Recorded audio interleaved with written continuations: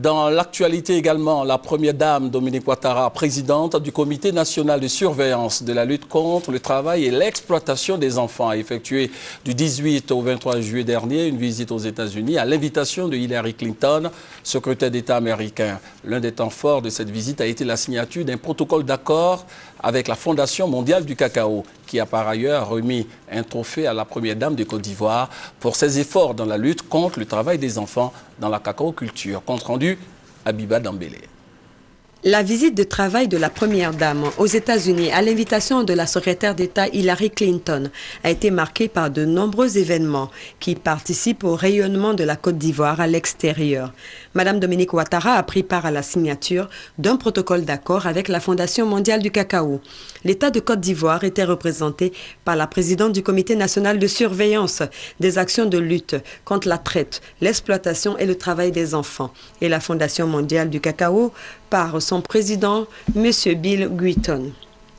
Par cet acte, les chocolatiers américains ont réaffirmé leur engagement à accompagner l'État de Côte d'Ivoire dans sa lutte contre l'utilisation des enfants dans la production cacaoyère.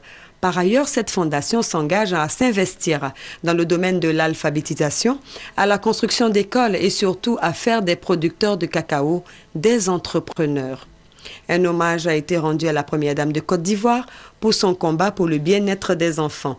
La Fondation mondiale du cacao lui a décerné un prix symbolisé par un trophée sur lequel il était inscrit à Madame la première dame Dominique Ouattara en reconnaissance de son engagement et de son leadership envers les femmes et les enfants. Cher Monsieur Guyton, je me réjouis de la signature de ce protocole d'accord qui nous permettra d'harmoniser et de coordonner nos programmes respectifs de lutte contre l'exploitation des enfants dans la cacaoculture. Il est certain qu'ensemble, nous serons plus forts pour permettre à nos enfants d'avoir un avenir meilleur en occupant leur place sur les bancs de l'école et non dans les plantations. Pour ma part, la lutte contre l'exploitation des enfants et son éradication sous toutes ses formes figure en tête dans les priorités que je me suis assignées en ma qualité de première dame.